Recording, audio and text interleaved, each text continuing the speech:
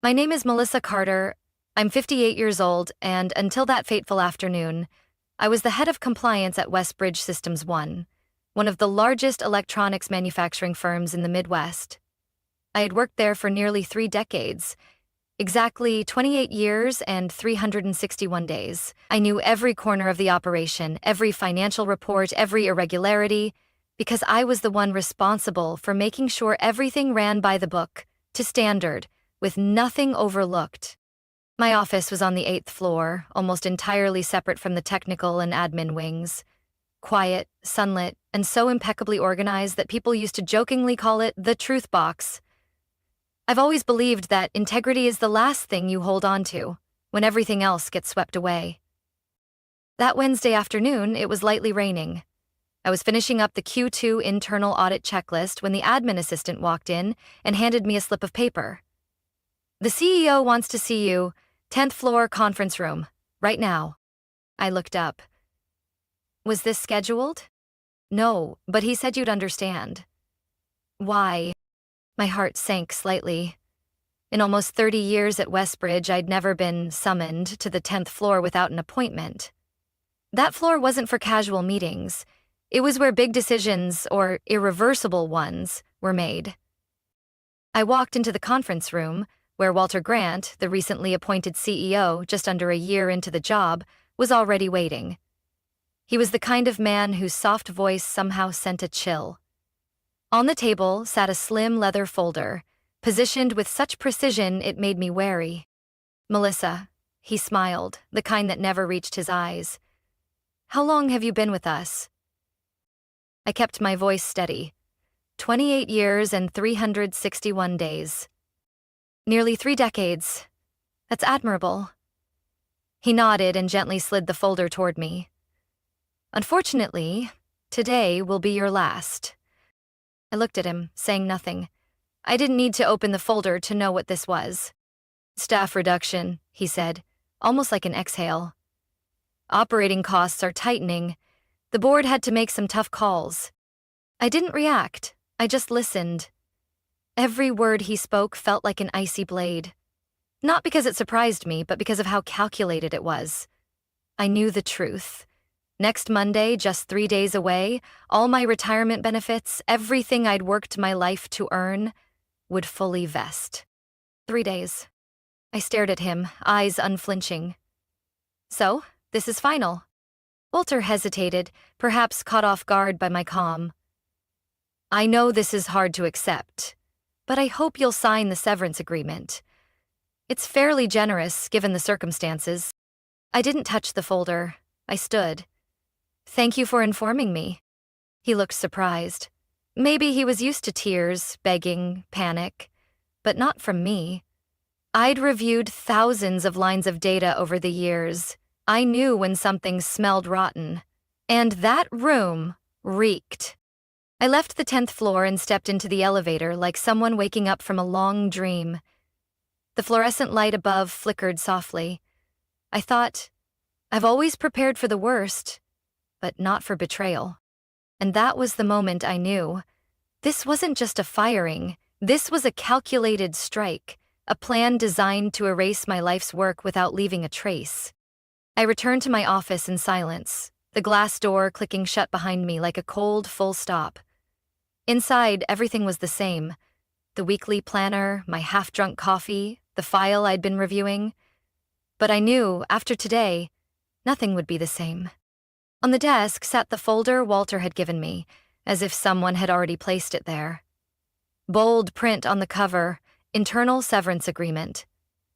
I flipped through a few pages. My eyes stopped at clause 12.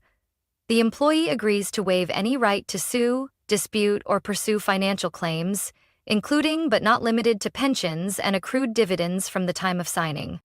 I set it down, calm. Everything was clear. They weren't cutting budgets. They were cutting me out. A plan, calculated down to the hour, the day. If I signed before 5 p.m. tomorrow, I'd get 3 months' pay. If I didn't, nothing. No pension, no insurance, no proof of 28 years of service. I picked up the phone and called Kelly. our HR assistant. "Melissa!" Her voice shrank when she heard mine. "Just one question," I said gently. "How many others were let go today?" A pause. "Just you, ma'am." I gave a faint smile. "I see." I hung up before she could say more. My hand tightened around the phone, not from fear, but from clarity. This was a personal elimination, and I was the target. I packed in silence. A photo of my late husband, Henry, gone 8 years now from a long illness. The ceramic mug my daughter gave me on my 50th birthday, scribbled with, "Mom, you're the strongest person I know." And the framed certificate honoring my 25 years of service, the one they now wanted me to forget like a spilled ink stain. I left the building, escorted by a security guard I didn't even know. He said nothing except, "Have a good afternoon." The rain had stopped. I sat in my car for a long time, listening to the wipers push away the last drops. My mind wasn't chaotic like I thought it would be. Instead, I felt sharply awake. I drove home through familiar streets, past the bookstore Henry and I used to visit every weekend, past the coffee shop where I met my book club friends. There was a creeping sense of loss. But I wouldn't let it swallow me, not today. The moment I stepped inside, I poured a glass of water and sat at my desk. I opened Walter's folder, laid out every document, and photographed each page. I wasn't going to sign, but I was going to document every word, every timestamp, every phrase, even the handwritten note from Walter on the final page. "I hope you understand. This is best for everyone." Best for whom? I opened the safe in the corner of my study and pulled out a file I'd kept for 4 years. Memos, emails, copies of financial reports I'd archived whenever something felt off. I had suspected but never confirmed, until 2 weeks ago. 2 weeks ago, I discovered a shipment worth over $3 million. 0 cents had been sent without any valid inspection certifications. When I asked, I got a chilling reply from management. "Don't complicate things, Melissa. Just trust that the system is working." And now that system had moved to remove me. I'm not someone who seeks confrontation, but I believe in truth. And this time, the truth wasn't in that severance packet. It was in the numbers they tried to bury. I opened my laptop, typed in my password, and began an email. Recipient: Andrew F. Walters. An old friend, former investigator with the Office of the Inspector General, now a special advisor at the Treasury Department. Subject: Urgent, internal, concerns at Westbridge Systems. I don't know what will happen after this email, but I know one thing. They tried to silence me, and they picked the wrong person. That night, I didn't sleep. Not out of fear, but because my mind wouldn't stop working. I sat in my study, the soft yellow desk lamp casting light over years' worth of carefully sorted and marked documents. Someone once asked why I kept everything so meticulously. I always said, occupational habit. But deep down, I had known something wasn't right for a long time. Westbridge Systems was never a perfect company, but ever since leadership changed in my 24th year there, something had started to go murky. Temporary expenses, adjustments in quarterly revenue reports, and last-minute approval requests late in the workday. None of it felt coincidental anymore. I opened the safe again, not to double-check documents this time, but to find an old business card I had tucked away in a leather notebook. Henry's anniversary gift to me on our 20th year together. The card was slightly faded. Jonathan Miles, Senior Investigator, SEC Chicago Division. Jonathan had worked on a joint project with Westbridge 7 years ago. Back then, he was an external auditor. Kind, but sharp as a blade. We'd clashed over a few reports, but I respected how he never compromised with loopholes. I picked up my phone, scrolled through contacts, and stopped at one name.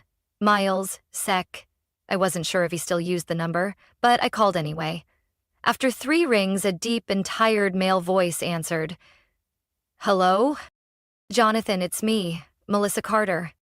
A pause, then a soft chuckle. I figured I'd never hear your voice again. What's going on, Melissa? Are you still with the SEC? I'm an independent investigative consultant now, but I still collaborate on special cases. Why? I took a deep breath. I need to talk. Something serious is happening at Westbridge, and I have proof. His tone shifted instantly. What kind of proof are we talking about? The kind that could keep a boardroom up at night. I need to meet with you as soon as possible. We arranged to meet the next morning at a law office in suburban Evanston, a place discreet enough to stay under the radar, but formal enough for me to safely present everything. That morning, I wore a light gray suit, the one I saved for board meetings. I brought 3 file binders organized by year, along with a backup USB drive, encrypted. Jonathan was already there. He no longer had the thick brown hair I remembered, but the sharpness in his eyes hadn't faded. When I laid the folders on the table, he stared at me for a moment before asking, his voice more serious than it had been the night before. Are you sure you want to go through with this, Melissa? If this is what you say it is, we're not talking about an isolated case. This would trigger a federal investigation. I nodded without hesitation. I don't want to. But they left me no choice. For the next 2 hours, I laid out everything. Emails, reports, timelines. From requests to align data with media strategy, to backdated quality certifications, to vague representation expenses, with no documented destination. When I finished, Jonathan leaned back in his chair, eyes fixed on the pile in front of him. They terminated you before your retirement kicked in, didn't they? 3 days before, I said flatly. He nodded. That's the dumbest thing they've ever done, and it might be what brings their entire system down.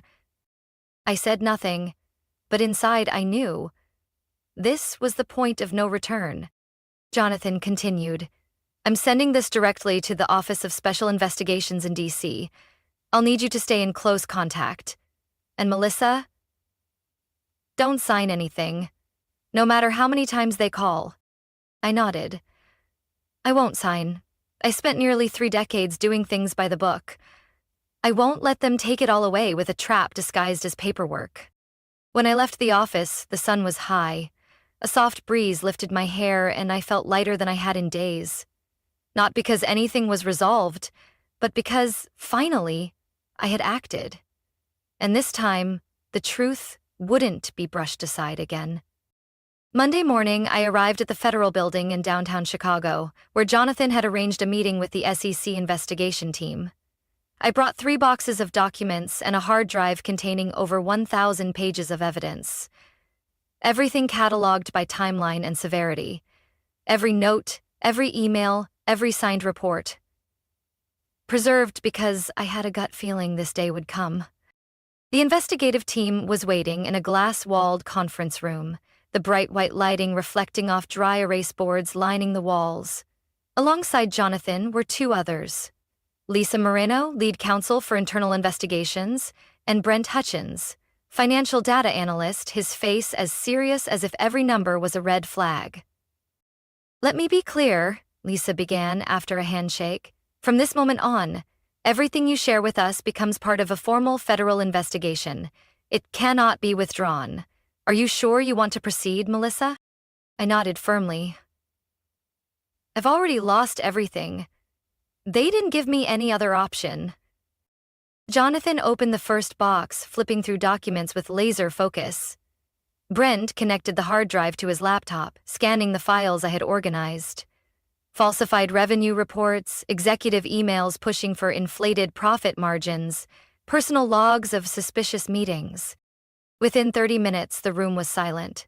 Just the sounds of keystrokes, pages turning, and the occasional sigh. Brent looked up first, locking eyes with me. Do you realize what you've brought us? All I know is those numbers aren't honest, and I can't keep pretending not to see it. Lisa nodded slowly.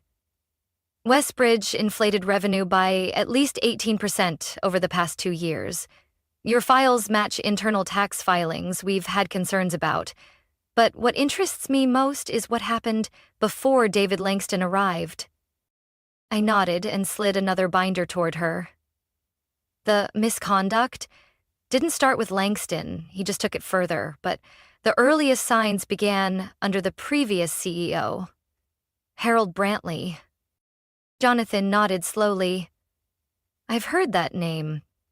Brantley left quietly, no questions asked. But it sounds like we need to revisit everything.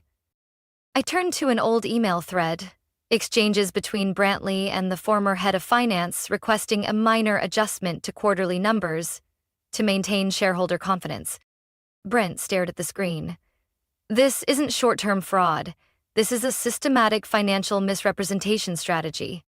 Lisa closed the binder. We'll be issuing a formal inquiry to Westbridge's executive board immediately. We'll also contact the regional U.S. Attorney's Office. But Melissa, she paused, locking eyes with me, you'll need legal counsel. And from this point on, do not contact anyone at Westbridge directly. All communication will go through us. I understand, I said, voice calm but resolute. I'm not going back there. Jonathan stood and placed a hand on my shoulder. You did the right thing. I know this isn't easy, but from now on, you're not alone. As I left the building, April sunlight lit the granite steps beneath my feet. People hurried past, unaware that a middle-aged woman had just launched one of the largest financial investigations in the Midwest's manufacturing industry. I don't know what lies ahead, but I know one thing. The silence is over. 3 days after that meeting with the SEC team, my phone started ringing non-stop from early morning. Unknown numbers, no voicemails. I didn't answer. I knew exactly where those calls were coming from. By late morning, an email popped up in my personal inbox. Urgent. Letter from the Westbridge Systems Executive Board. I opened it, and just the first line told me everything was starting to shift. Dear Ms. Melissa Carter, we hereby inform you that the decision to terminate your employment on the 17th has been fully revoked. You are reinstated as a full employee, along with all associated benefits, including your pension and insurance program. Just beneath that, in faint italics, we would also like to discuss with you a potential special advisory role during the upcoming restructuring phase. I sat still for a few minutes, not because I was surprised, but because of how pitifully they were managing the crisis. There was no apology, not a single line admitting wrongdoing. Just damage control dressed up as goodwill. I called my attorney, Donna Reynolds, a sharp, no-nonsense woman in her 60s who never trusted anything that came with a friendly handshake. I read the email aloud to her. She scoffed. Do they really think you'd be thrilled and jump right back in? They're trying to save face, I replied. They know the SEC is digging. And they're desperate, Donna said, because they know you can bring down their entire structure. We agreed not to respond immediately. Instead, Donna sent a brief legal notice. Miss Melissa Carter will not participate in any discussions without her legal counsel and independent investigative representatives present. That afternoon, a member of the board, Mr. Russell McMahon, called my landline at home. He didn't leave a message. When I picked up, he kept it short. Melissa, I hope you understand. We were just following protocol. No one on the board truly wanted you gone. We were under pressure. I cut him off. Pressure from whom, Mr. Russell? From yourself? Or from the man your board voted to install? We should speak in person. About a mutually beneficial arrangement. I paused, then answered firmly. I'll meet. But not at your offices. And I'm not coming alone. 2 days later, the meeting took place at a neutral law office in Chicago. I came with Donna and a representative from the SEC, just as we had stipulated. Their side included 3 people: Russell, the head of legal, and David Langston. The man who cost me my career now sat across from me, looking tired, his neatly combed hair unable to hide the tension of dealing with media storms and mounting investigations. Russell spoke first. We regret that things unfolded this way.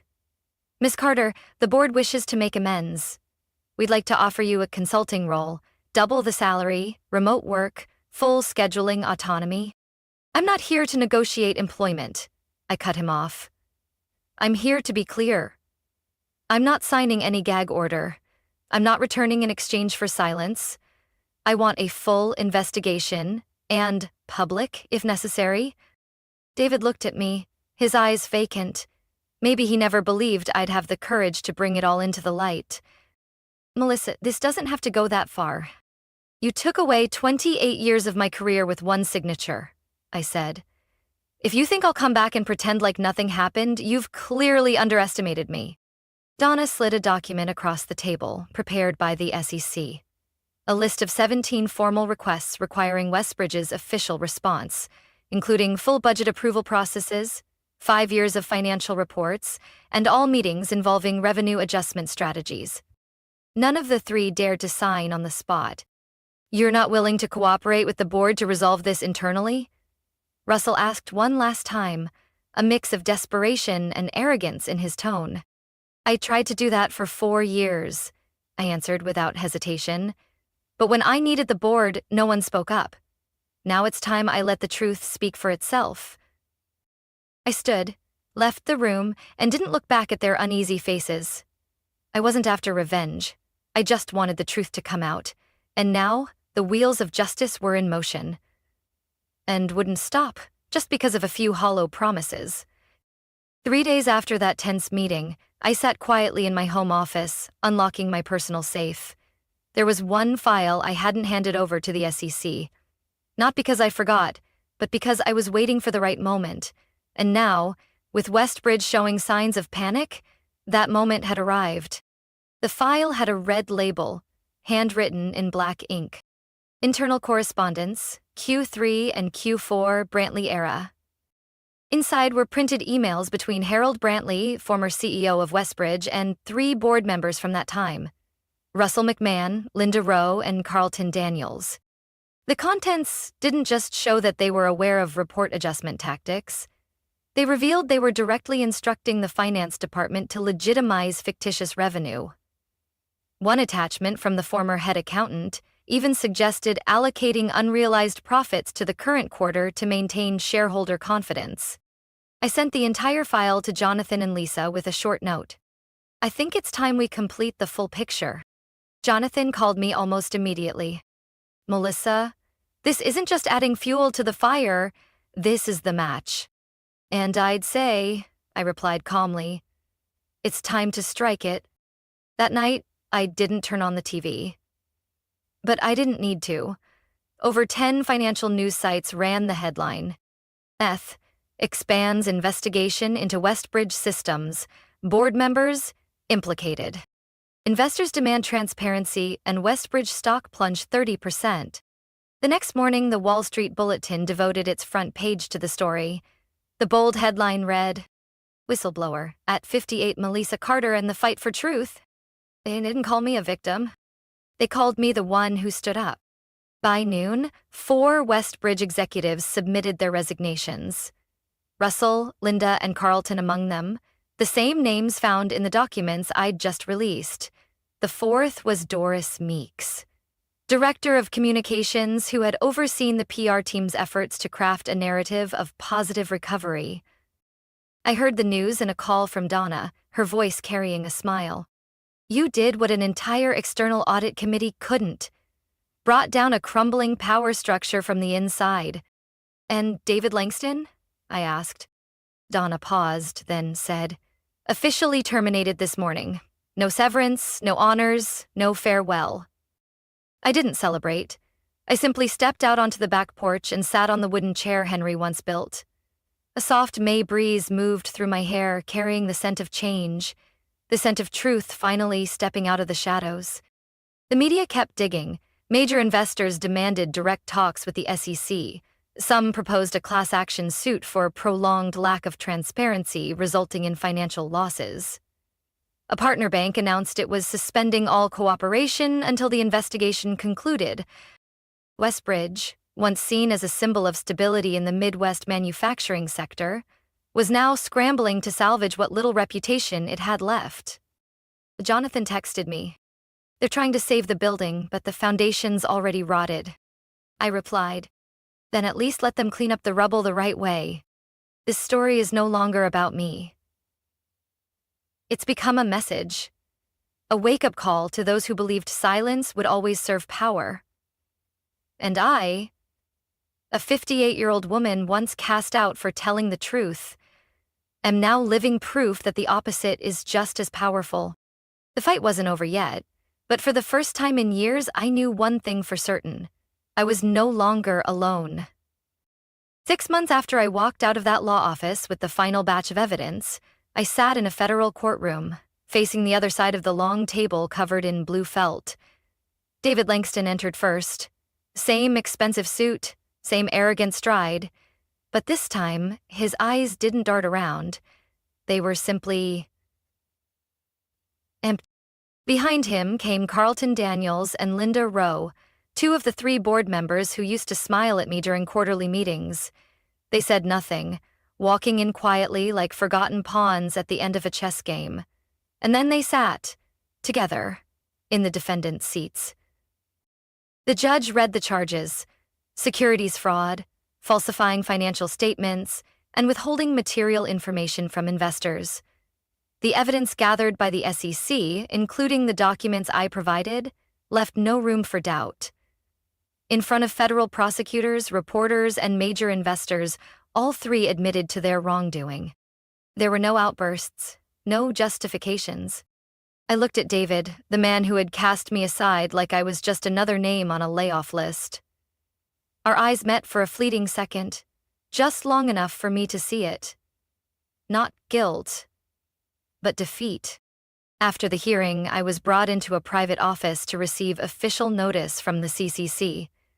Lisa, who had led the investigation from the very beginning, gave me a quiet smile and handed me a thick envelope, along with a document sealed in red. Whistleblower Award. Under SEC Whistleblower Protection Provisions. I opened it and could hardly believe my eyes. 15% of the total fines collected from the case. Enough to live the rest of my life without worrying about insurance, medical bills, or retirement. Donna, my attorney, stepped forward and placed a hand on my shoulder. You saw it through. Now it's time to rebuild, on your terms. That evening, I sat in the warm kitchen of the lakeside cabin I had moved into after everything settled. This was the home Henry and I once dreamed of, though we never got the chance to make it real. Until now, I had turned it into reality. A quiet place, where golden afternoon light spilled through the windows, waves lapped gently on the shore, and memories of the only man who ever told me, "Your attention to detail isn't a weakness, it's your superpower." And I decided to do something in his name. 3 months later, the Henry Carter Scholarship Fund was officially established. Its goal, to support women pursuing careers in ethics and corporate compliance fields, often dismissed as dull or unglamorous, yet which I believe are the moral backbone of any economic system. The launch ceremony was small but dignified, held at my alma mater. As I stepped up to speak and saw the faces of young students smiling at me with admiration, I felt something I hadn't in nearly 3 decades. I hadn't been pushed out of the old world. I was opening a new door for the next one. My story didn't end with a verdict or a payout. It continued through scholarship letters from young women saying they wanted to stand up for transparency. Notes of gratitude from single mothers, or from a Latina student who said she never thought she could study finance until she read my story. I was no longer Melissa fired 3 days before retirement. I was Melissa Carter, the woman who chose not to stay silent. And that, I knew, would outlast any court case, any number, any corporation. And on quiet afternoons, when my granddaughter runs giggling through the yard and laughter echoes through the pine trees, I smile quietly. Because I didn't let my life end with a period. I turned it into a reminder. The truth can be buried, but it never disappears. 1 week after the trial ended, I received a FedEx envelope from Westbridge Systems. Inside was a 3-page letter printed on gold-trimmed letterhead, signed by interim CEO Patricia Donovan. On behalf of the new board, She offered a sincere apology and invited me to return as a strategic ethics advisor with full schedule flexibility, a private office, and an unlimited compensation package. I read every line, folded the letter, and placed it in the drawer where I'd once kept my very first employee badge from 28 years ago. Not out of nostalgia, but because I understood. A chapter had ended, and I didn't need to go back to know I had done the right thing. I sent back a short, polite, but firm reply. I am not seeking titles or compensation. What I needed, I have already received. Not from the company, but from my conscience. I will not return. I wish you well in rebuilding a kinder Westbridge. Afterward, I began working with the SEC in several legislative organizations, joining advisory teams on whistleblower protection policy at both state and federal levels. We discussed ways to expand legal support, streamline response protocols, and, most importantly, prevent the kind of subtle retaliation I endured. At 59, for the first time, I was sitting on the other side of the table, not to defend, but to decide. At a policy conference in Washington, D.C., a young compliance officer approached me, eyes brimming with emotion. I was thinking of quitting after discovering misconduct at my company, she said. But then I read about you, and I realized, speaking up isn't destruction, it's repair. Thank you for not backing down. I couldn't help but smile. I wasn't the first, I replied. I'm just one of many who stopped being afraid. Now it's your turn. The rest of the week, I live quietly in my Michigan lakeside cabin, Henry's dream retirement spot with me. In the mornings, I brew coffee and sit on the porch, watching the sun rise over the still water. In the evenings, I walk with my granddaughter, listening to her talk about school and how she dreams of becoming a therapist, so people who feel unheard will finally be listened to. Every weekend, my daughter Rachel visits with her husband and kids. The little ones play in the yard while we gather around the grill, stitching memories together, laughing more than crying. Rachel once told me, "Mom, you're not just a symbol of integrity. You taught me how to stand tall, even when the wind is against you." And I know that's the greatest reward I've ever received. Sometimes the media still brings up my story, in business ethics panels or policy reform reports. One magazine once called me the woman who made the system stop and look at itself. But I never let that title pull me away from real life. I'm still Melissa Carter, the woman who quietly checked every number, every report, and who, when something was wrong, refused to look away. Once, during a national radio interview, the host asked me, "If you could go back, would you stay silent to stay safe?" I answered without hesitation. I lost my job, nearly lost my reputation, and faced a long season of loneliness. But if I had to do it again, I'd still choose the truth. Because some things, like dignity, aren't worth trading for any pension. Now, my story isn't just a case file. It's a symbol. For anyone who's ever felt alone in a dangerous system. I no longer need to prove anything to anyone. I just need to keep living in alignment with who I am, as I always have, and trust that somewhere, someone standing at the crossroads between silence and speaking up might hear this quiet reminder. You are not alone, and the truth will always find a way to be heard. My story isn't just a fight for justice. It's proof that even when the truth is buried deep, it still rises. I was once dismissed, called a problem, but my resolve and ethics turned me from someone forgotten into a symbol of integrity. Today, I live peacefully with my family, helping build stronger protections for whistleblowers, so no one ever has to choose between their career and the truth the way I once did. What do you think about Melissa's choice? Would you have the courage to stand up like she did? Share your thoughts below, and don't forget to follow the channel for more powerful, inspiring stories about family and integrity.